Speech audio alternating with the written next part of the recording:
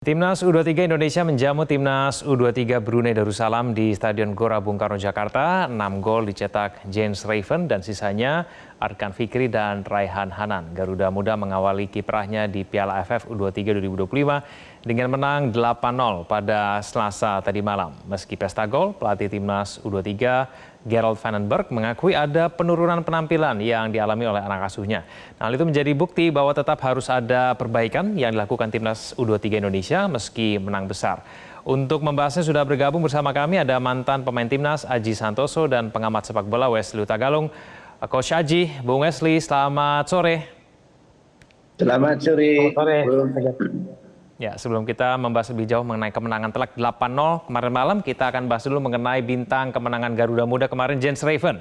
James Raven tentunya menjadi bintang di laga ini dengan berhasil mencetak 6 gol, sementara 2 gol lainnya tercipta dari Arkan Fikri dan Raihan Hanan. Raven mencetak sejarah sekaligus menjadi top skor sementara AFF U23 2025. Hasil ini menjadi debut yang manis bagi pelatih Gerald Vandenberg sebagai pelatih Timnas Indonesia U23. Bung Wesley, harapan kita di laga perdana di Piala AFF ini kita menang. Tapi kalau sampai 8-0 itu sesuai ekspektasi tidak?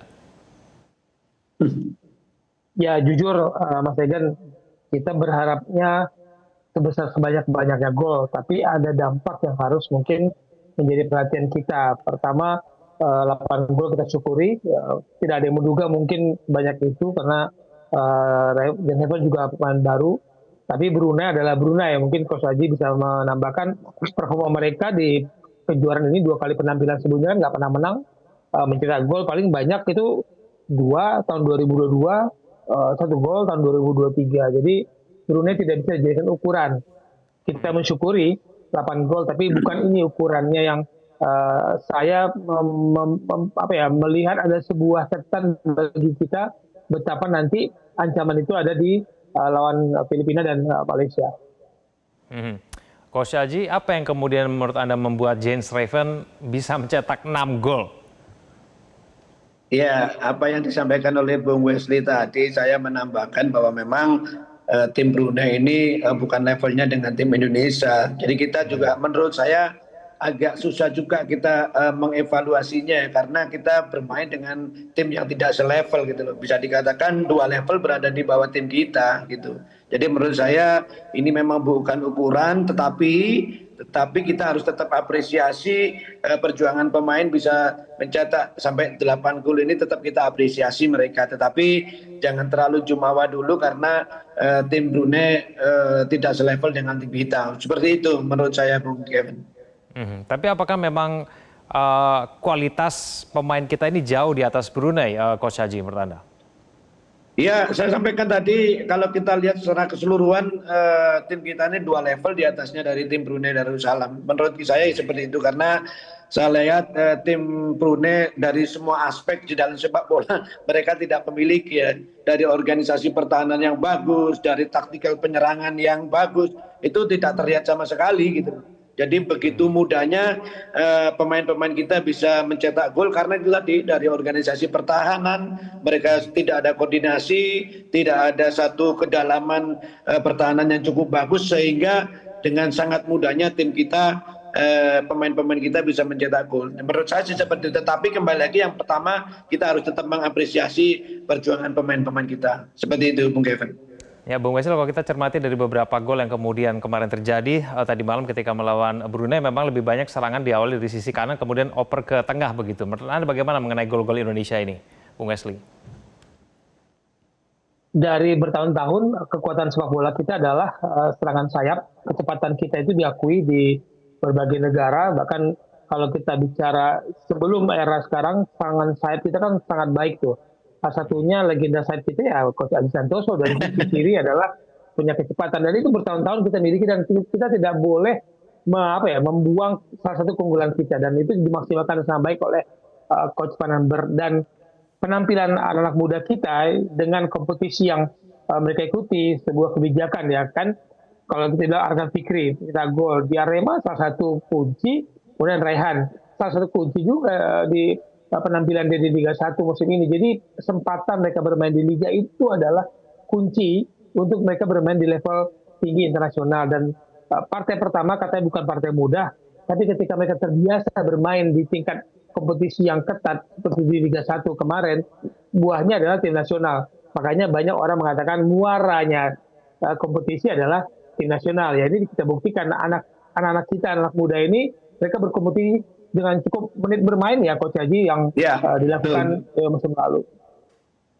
Coach Haji, apakah gaya permainan kita meskipun lawannya berada di bawah kita ya, tapi gaya permainan kita sudah mulai kelihatan dalam pertandingan perdana kemarin, Coach ya, Haji? ya. Kalau memang mungkin dengan pelatih baru ini memang gaya permainan kita juga memang terlihat meskipun memang tidak ada pressure dari lawan sehingga pemain-pemain kita dengan mudah memainkan bola-bola itu. Tetapi secara konsep bermain, cara bermain, bola-bola bawah, aliran cepat, terus kadang-kadang dia dikombinasikan dengan diagonal long pass di belakang pertahanan lawan, itu yang menyulitkan lawan. Kita tetap apresiasi permainan pemain-pemain kita, mereka cukup bagus meskipun itu tadi dalam tanda petik kita belum mendapatkan satu pressure yang ketat dari permainan lawan. Tetapi kalau saya lihat dari cara bermain itu cukup bagus. Gol-gol tercipta juga dengan skema yang bagus di mana gol-gol lebih banyak dijalankan lewat permainan sebelah kanan kita, ya. Di situ kita lihat memang bek kiri lawan cukup lemah sehingga bola ditaruh di belakang pertahanan, lawan cukup kerepotan sehingga gol-gol tercipta banyak dari posisi seperti itu. Tapi secara konsep permainan, cara mainnya cukup bagus. Ya, baik. Posisi kita meskipun sudah menang tapi belum aman karena kita masih harus menghadapi lawan-lawan yang lain yang mungkin levelnya lebih sama. Nah, Timnas Indonesia U23 ini harus tetap waspada karena kemenangan telak 8-0 atas Brunei ini bisa saja berujung sia-sia karena perjalanan panjang. Nah, ini masih ada 2 laga lagi yang harus dilakoni. Garuda Muda masih akan menghadapi Filipina dan kemudian Malaysia. Filipina beberapa hari lagi pada tanggal 18 Juli, sedangkan kemudian pada melawan Malaysia di GBK juga pada tanggal 21 Juli 2025. Bung Wesley, melawan Filipina, apa yang kemudian harus kita waspadai? Ini kan lawannya levelnya lebih tinggi dibandingkan Brunei ya, Bung Wesley ya? Ya, dengan menyaksikan penampilan mereka mengalahkan Malaysia, sebenarnya Filipina juga tidak istimewa amat. Tapi mereka mendapatkan gol seperti yang kita dapat ketika Brunei, melepaskan bola diagonal ke belakang garis pertahanan lawan. Dan Brunei kececeran sekali dengan bola-bola seperti itu karena organisasi pertahanan mereka, kerangka mereka memang tidak jelas seperti yang Coach Adi katakan. Nah, Filipina memaksimalkan itu ketika menghadapi Malaysia. Nah, ujiannya adalah apakah garis pertahanan kita melawan Filipina nanti dengan waktu istirahat yang sangat sedikit akan dimaksimalkan oleh Filipina dengan bola-bola jauh, bola-bola jarak, bola-bola umpan jauh ke garis pertahanan kita di belakang para pemain kita. Karena garis pertahanan kita dengan penampilan kemarin itu rasanya akan terus seperti itu tuh, mainnya jaganya di tengah tuh. Nah, ini menjadi kunci apakah Ferrari bisa mengomandoi teman-temannya untuk tetap menjaga koordinasi di lini pertahanan. Karena yang saya khawatirkan adalah kita membangun serangan dengan garis pertahanan yang tinggi, bola-bola jauh ke belakang itu yang menjadi ancaman bagi kiper kita. Coach Haji, yang harus kita waspadai ketika melawan Filipina, apa nih Coach Haji?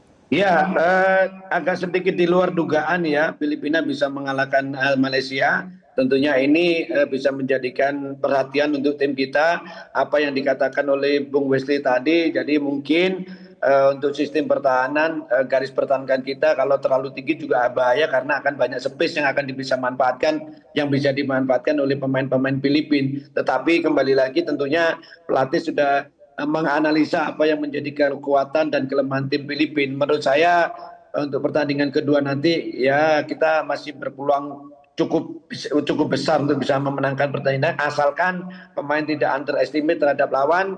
Ya memang levelnya Filipina juga masih di bawahnya kita, tetapi di dalam sepak bola itu kalau kita underestimate nanti akhirnya kepercayaan diri menurun, lawan meningkat, itu justru akan yang menjadi bumerang. Jadi menurut saya meskipun Filipina secara kualitas di bawah tim kita, tetap harus waspada, tetap harus serius.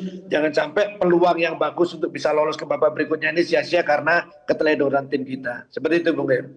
Coach Haji, kita menang 8-0, tapi ada tidak yang perlu kita perbaiki, perlu ditingkatkan ketika nanti melawan Filipina dan Malaysia, Coach Haji? Ya, ada tadi kemarin saya lihat sekali kalau masalah pertahanan memang belum teruji ya, belum teruji sekali karena tidak ada bola-bola bahaya.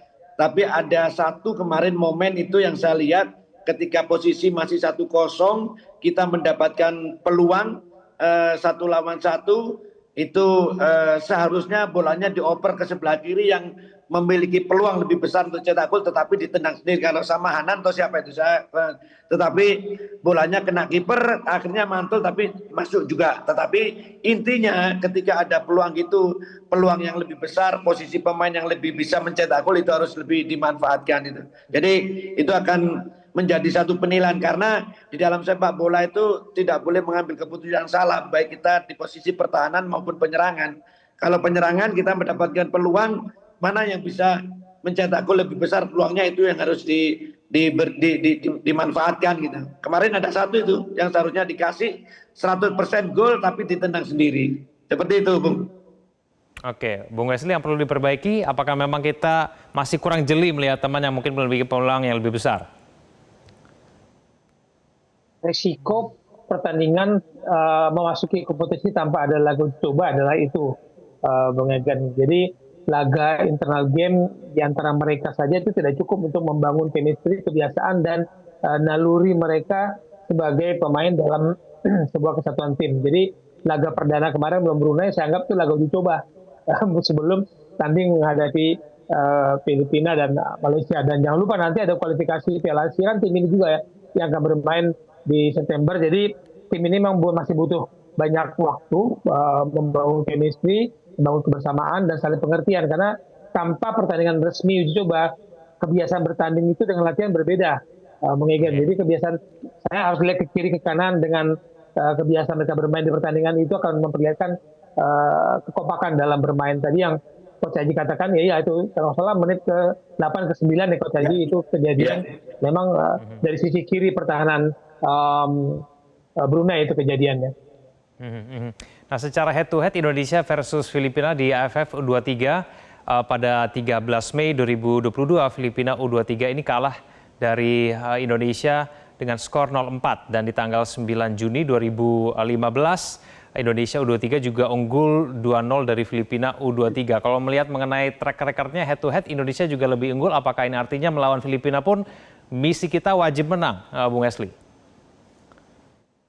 Kalau di kategori usia kan sebenarnya kita bisa dikatakan unggul di antara lawan-lawan kita ini dengan kompetisi kita yang menurut saya akan jauh lebih membentuk anak muda dalam mengasah pertandingan. Menghadapi tim senior Filipina mungkin karena adu banyak pemain naturalisasi, kita bisa bilang agak berimbang. Tapi ketika muda kita masih bisa dikatakan kita unggul di usia kategori muda ini. Jadi kita pernah juara di era Coach Indra Syafri bersama Osvaldo Hai, kalau salah itu Rahmat Irianto ya 2019. Jadi kita ini membuktikan kita bisa bersaing di level kategori usia muda, U23 kah, U19 kah, U17. Nah ini bagi saya melawan Filipina seperti Coach Haji katakan, melihat permainan mereka melawan Malaysia, saya yakin 3 kemenangan kok di grup ini menghadapi Filipina dan Malaysia, asal tidak besar kepala, asal nggak percaya diri yang kemudian merusak semua skema skenario yang disiapkan oleh para pelatih. Oke, kita akan dengarkan dulu pernyataan dari Ketua Umum PSSI Erick Thohir yang berbicara mengenai Filipina. Berikut ini. Tidak bisa dianggap sebelah mata. Apalagi target kita kan mau lolos grup, bahkan mungkin bisa semifinal, bahkan juara. Karena terakhir saya menyaksikan sendiri waktu itu kita final melawan Vietnam di Thailand. Sayang kita kalah waktu itu. Jadi hal ini saya rasa benar-benar mesti antisipasi untuk game kedua. Ya, Coach Haji melihat mengenai memang lawan-lawan kita seharusnya bisa kita kalahkan. Apakah memang tantangan terbesar sekarang adalah sebetulnya kepercayaan diri yang terlampau tinggi begitu?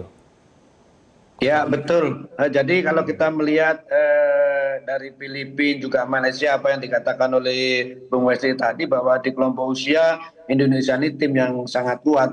Kita tahu sendiri sekarang tim kita ini diperkuat pemain-pemain yang kompetisi domestik ini mereka menjadi pemain-pemain andalan seperti Arkan, seperti Ferrari, itu pemain-pemain yang sudah pengalaman.